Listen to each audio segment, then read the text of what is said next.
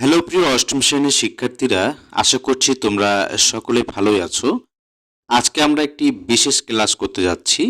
আজকের এই ক্লাসে আমরা আনন্দ পাঠ থেকে যতগুলো গল্প রয়েছে, প্রত্যেকটা গল্পের যিনি লেখক রয়েছেন তার লেখক পরিচিতি এবং কয়েকটাতে বাংলা অনুবাদ করেছেন এরকম কিছু লেখকের নাম আছে। এগুলোর আমরা লেখক সম্পর্কে জানবো।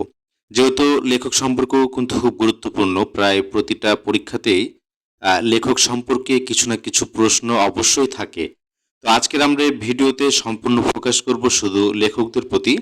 কাকতাড়ুয়া গল্পের রয়েছেন সত্যজিৎ রায়, নয়াপত্তনের জহির রায়হান, হেমাপ্যাথি অ্যালোপ্যাথি এই গল্পটি হাসান আজিজুল হক, কেভিট কপারফিল্ড এটি লিখেছেন চার্লস ডিকেন্স এবং বাংলা রূপান্তর করেছেন আখতারুজ্জামান ইলিয়াস। মুক্তি গল্পটা রয়েছে অ্যালেক্স হ্যালি, বাংলা অনুবাদ করেছেন গীতি সেন। তারপর রয়েছে ফিলিস্তিনের চিঠি, এটি লিখেছেন ঘাসান কানাফানি এবং বাংলা অনুবাদ করেছেন মানবেন্দ্র বন্দ্যোপাধ্যায়। তীরন্দাজ গল্পটি লিখেছেন যোগীন্দ্রনাথ সরকার। মানসিংহ ও ঈসা খা, এটা ইব্রাহিম খা লেখক। আরেকটি রয়েছে কাবুলের শেষ প্রহরে, এটি লিখেছেন সৈয়দ মুস্তফা আলী। তো এখানে যতগুলো লেখকের নাম দেখছো তোমরা, আমরা এই লেখক সম্পর্কে আজকে লেখক যে পরিচিতির পাঠটা রয়েছে বইয়ে, সেখান থেকে আমরা আজকে পড়ব এবং গুরুত্বপূর্ণ জায়গাগুলো আমি তোমাদেরকে নোট করে দেবো, সেগুলো মনে রাখার চেষ্টা করবে। তো আমার একটা ভিডিওতে যদি আমরা এই সমস্ত লেখকের লেখক পরিচিতিটা যদি তোমরা দেখো বারবার, তাহলে এই সম্পর্কে তোমাদের মনে থাকার একটা সম্ভাবনা থাকবে এবং পরীক্ষায় লেখক পরিচিতির পাঠটা খুব ভালোভাবে তোমরা কমপ্লিট করতে পারবে। তাহলে চলো শুরু করি কথা না বলে। প্রথমে আমরা পড়ব কাকতাড়ুয়া গল্পের লেখক পরিচিতি। তো শুরু করছি এখান থেকে। সত্যজিৎ রায়ের জন্ম 1921 খ্রিস্টাব্দে কলকাতায়।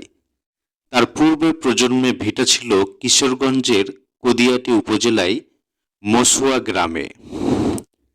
সত্যজিৎ রায় একজন চলচ্চিত্র নির্মাতা, চিত্রনাট্যকার, শিল্প নির্দেশক, সঙ্গীত পরিচালক ও লেখক। তিনি 20 শতকের শ্রেষ্ঠ চলচ্চিত্র নির্মাতাদের একজন হিসেবে বিবেচিত। তার নির্মিত প্রথম চলচ্চিত্র পথের পাঁচালী 1955 সালে এটি হয়, বহু আন্তর্জাতিক পুরস্কার লাভ করে। চলচ্চিত্র নির্মাণের বাইরে তিনি ছিলেন একাধারে কল্পকাহিনী লেখক, প্রকাশক ও চিত্রকার। তিনি ছোট গল্প ও উপন্যাসও রচনা করেছেন। তার সৃষ্ট জনপ্রিয় চরিত্র গোয়েন্দা ফেলুদা ও প্রফেসর শঙ্কু। 1992 খ্রিস্টাব্দে তিনি মৃত্যুবরণ করেন। এবার আমরা পড়ব নয়াপত্তন লেখক জহির রায়হান। ইনি কিন্তু ইম্পর্টেন্ট একজন মানুষ, যেহেতু ওনার সাথে স্বাধীনতার একটি ইতিহাস জড়িত রয়েছে। তো এটা আমরা একটু ভালোভাবে দেখি। লেখক পরিচিতি: জহির রায়হান 1935 খ্রিস্টাব্দে ফেনী জেলার মজুপুর গ্রামে জন্মগ্রহণ করেন। তিনি ঢাকা বিশ্ববিদ্যালয় থেকে বাংলায় স্নাতক ডিগ্রি নিয়ে সাংবাদিকতা ও সাহিত্য চর্চা শুরু করেন। ছোট গল্প ও উপন্যাস লিখে তিনি খ্যাতি লাভ করেছেন। হাজার বছর ধরে, আরেক ফাল্গুন, বরফ গলা নদী তার উল্লেখযোগ্য উপন্যাস। এখানে 3টি উপন্যাসের কথা বলা হয়েছে, এগুলো মনে রাখার চেষ্টা করবা। তার একমাত্র গল্পগ্রন্থ সূর্যগ্রহণ। চলচ্চিত্রকার হিসেবেও জহির রায়হান প্রতিভার স্বাক্ষর রেখেছেন। জীবন থেকে নেয়া, কাচের দেয়ার তার উল্লেখযোগ্য চলচ্চিত্র। এছাড়াও বাংলাদেশের মহান মুক্তিযুদ্ধ বিষয়ক প্রামাণ্যচিত্র স্টপ জেনোসাইড ও বার্থ অফ এ নেশন তার অবসরণীয় সৃষ্টি। এটা অবশ্যই ইম্পর্টেন্ট, এখান থেকে নামটা মনে রাখা রাখবে। স্টপ জেনোসাইড ও বার্থ অফ এ নেশন তার অবসরণীয় সৃষ্টি। মুক্তিযুদ্ধে শহীদ বড় ভাই শহীদুল্লাহ কায়সারকে খুঁজতে গিয়ে জহির রায়হান 1972 খ্রিস্টাব্দে নিখোঁজ হন। হেমাপ্যাথি ও অ্যালোপ্যাথি এই লেখক রয়েছেন হাসান আজিজুল হক। এবার আমরা সেই লেখকের পরিচিতিটা পড়ছি। লেখক পরিচিতি: হাসান আজিজুল হকের জন্ম 1939 খ্রিস্টাব্দে ভারতের পশ্চিমবঙ্গের বর্ধমান জেলার জবগ্রামে। তিনি বাংলাদেশের একজন খ্যাতনামা কথা সাহিত্যিক।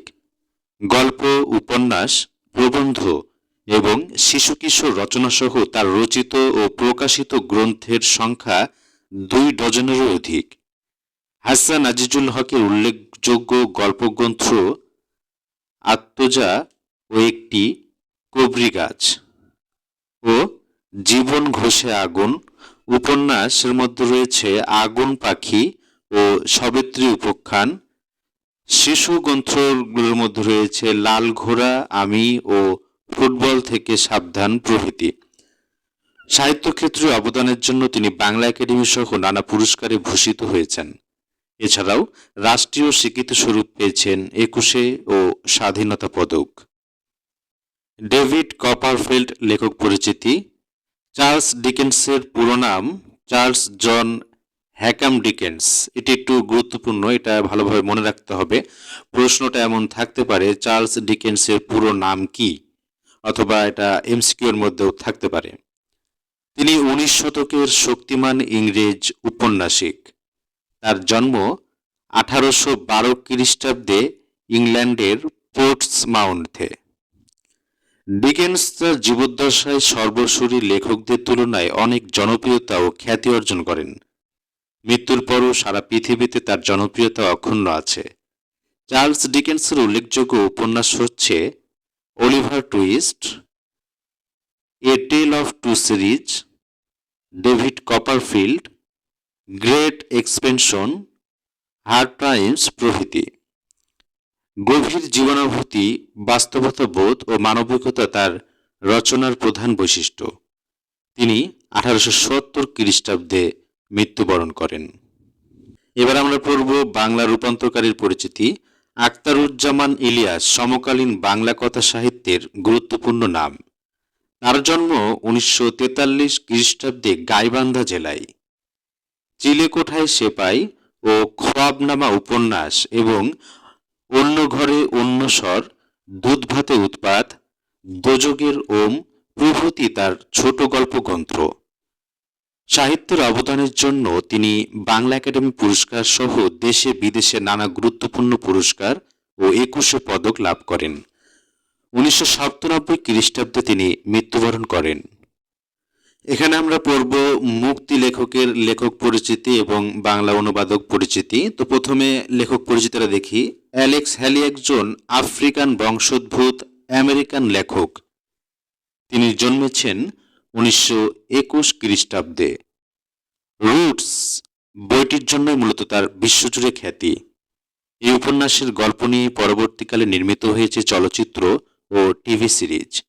হ্যালি মারা যান 1992 খ্রিস্টাব্দে। এখানে একটি গুরুত্বপূর্ণ বিষয় রয়েছে, রুটস বইটির জন্যই মূলত তার বিশ্বজুড়ে খ্যাতি। প্রশ্ন থাকতে পারে রুটস গল্পটি কার লেখা, এরকম প্রশ্ন থাকতে পারে, অথবা অ্যালেক্স হ্যালি কোন বইটির জন্য বিশ্বজুড়ে খ্যাতি। তো এই শব্দটা অবশ্যই মনে রাখার চেষ্টা করতে হবে, রুটস। এবার আমরা অনুবাদে চলে আসি। গীতি সেনের জন্ম কুমিল্লায়। 1947 খ্রিস্টাব্দে দেশভাগের পর সপরিবারে ভারতের পশ্চিমবঙ্গে চলে যান। শেকড়ের সন্ধানে তার উল্লেখযোগ্য অনুবাদ কর্ম। ফিলিস্তিনের চিঠি লেখক পরিচিতি। ঘাসান কানাফানি প্রখ্যাত ফিলিস্তিনি কথা সাহিত্যিক। তার জন্ম 1936 খ্রিস্টাব্দে আক্রায়। লেখাপড়া শেষ করে তিনি প্রথমে সিরিয়ার রাজধানী এবং পরে কুয়েতে শিক্ষকতা ও সাংবাদিকতার কাজে যোগ দেন। 1969 খ্রিস্টাব্দে তার সম্পাদনায় প্রকাশিত হয় আল হাদাফ নামে সাপ্তাহিক পত্র, যা ছিল popular front for the liberation of প্যালেস্টাইনের মুখপত্র। তিনি উপন্যাস ছাড়াও লিখেছেন ছোট গল্প, নাটক, প্রবন্ধ। 1972 খ্রিস্টাব্দে ইসরায়েলি বাহিনীর গোপন বোমা হামলায় তিনি নিহত হন। অনুবাদক পরিচিতি। মানবেন্দ্র বন্দ্যোপাধ্যায় একজন কবি, অনুবাদক ও প্রাবন্ধিক। তার জন্ম 1938 খ্রিস্টাব্দে সিলেটে। ল্যাতিন আমেরিকান সাহিত্য অনুবাদের জন্য বিশেষ খ্যাতি অর্জন করেছেন। তার অনুবাদে প্রকাশিত হয়েছে Juan Rulfo, Gabriel Garcia Marquez প্রমুখের গল্প উপন্যাস। অনুবাদ সাহিত্যের জন্য তিনি ভারতের সাহিত্য আকাদেমি পুরস্কার পেয়েছেন। তীরন্দাজ লেখক পরিচিতি। যোগীন্দ্রনাথ সরকার 1866 খ্রিস্টাব্দে অবিভক্ত বাংলার 24 পরগনা জেলায় জন্মগ্রহণ করেন। তিনি পেশায় ছিলেন শিক্ষক ও প্রকাশক, কিন্তু শিশু সাহিত্য রচনা ছিল তার সারা জীবনের লক্ষ্য। তরুণ বয়সেই সখা, সখী, মুকুল, বাল্যবন্ধু, বালক প্রভৃতি শিশু পত্রিকায় লিখে খ্যাতি লাভ করেন। তার উদ্ভট বিষয়বস্তুর ছড়াগুলো ছোটদের আনন্দের জন্য অসাধারণ সৃষ্টি। তার রচিত সচিব সচিত্র হাসি ও খেলা বইটি বাংলায় প্রথম শিশুতোষ বই।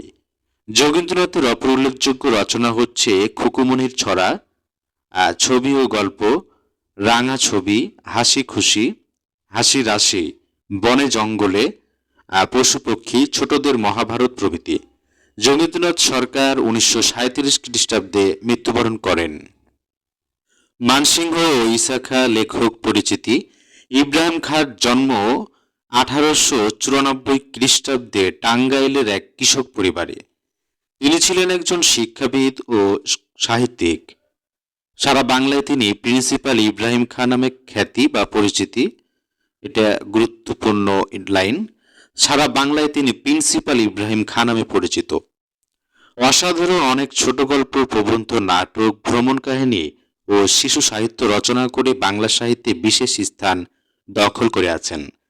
তার উল্লেখযোগ্য গ্রন্থ কামাল পাশা, আনোয়ার পাশা প্রভৃতি নাটক, আলু বোখরা, দাদুর আসর।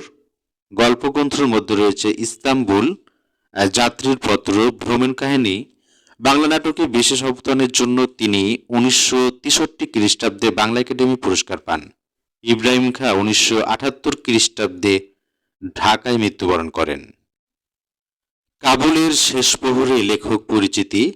সৈয়দ মুজতবা আলী 1904 খ্রিস্টাব্দে সিলেটের করিমগঞ্জ, বর্তমান ভারতের কাছাড় শহরে জন্মগ্রহণ করেন। তিনি সিলেট সরকারি স্কুলে রবীন্দ্রনাথ ঠাকুরের শান্তি নিকেতনে এবং আলিগড় বিশ্ববিদ্যালয়ে পড়াশোনা করেন। 1932 খ্রিস্টাব্দে জার্মানির বন বিশ্ববিদ্যালয় থেকে তুলনামূলক ধর্মতত্ত্ব বিষয়ে অর্জন করেন পিএইচডি ডিগ্রি। সৈয়দ মুজতবা আলীর কর্মজীবন শুরু হয় আফগানিস্তান সরকারের শিক্ষা বিভাগে। সৈয়দ মুজতবা আলী ভ্রমণ ও রম্য সাহিত্য রচয়িতা হিসেবে বাংলা সাহিত্যে পরিচিত। তিনি বাংলা গদ্যে হাস্যরসের সঙ্গে পাণ্ডিত্যের সংযোগ ঘটিয়ে একটি বিশিষ্ট স্থান অধিকার করে আছেন। দেশে বিদেশে পঞ্চতন্ত্র, চাচা কাহিনী, শবনম তার উল্লেখযোগ্য রচনা। 1947 খ্রিস্টাব্দে তিনি ঢাকায় মৃত্যুবরণ করেন। তো প্রিয় শিক্ষার্থীরা, আমরা আজকে এখানে এই বইটিতে আনন্দপাঠ বইটিতে যতগুলো গল্প রয়েছে প্রত্যেকটার লেখক এবং বাংলা অনুবাদকের পরিচিতিগুলো আমরা পড়েছি। খুব অল্প সময়ের মধ্যে এই ভিডিওটা আমরা শেষ করেছি। আমার বিশ্বাস যদি তোমরা এই ভিডিওটি বারবার দেখো, ভালোভাবে দেখো, তাহলে পরীক্ষার সময় এই লেখকের আনুষঙ্গিক যে বিষয়গুলো রয়েছে এগুলো অবশ্যই মনে থাকার সম্ভাবনা সবচাইতে বেশি। তো আমি আশা করছি তোমরা এই ভিডিওটি ভালোভাবে দেখলে একটা ভালো রেজাল্ট পরীক্ষায় আনতে পারবে। আর আমরা আজকে এটা লেখক পরিচিতি দিয়েছি। এর পরের পর্বে আমরা এই বই থেকে সমস্ত গল্পের যে পাঠ পরিচিতি ও মূল ভাব সেগুলো একটা ভিডিওতে নিয়ে আনার চেষ্টা করব, যাতে সে একটা ভিডিওর মাধ্যমে সম্পূর্ণ বইটা মনে রাখা সহজ হয়। সে ব্যবস্থাও আমরা করব। এছাড়াও পরবর্তী ভিডিওতে আমরা সমস্ত বইয়ের যে শব্দার্থ টিকা সেগুলোকে আলাদা করব এবং প্রশ্ন উত্তর পর্ব তো রয়েছেই।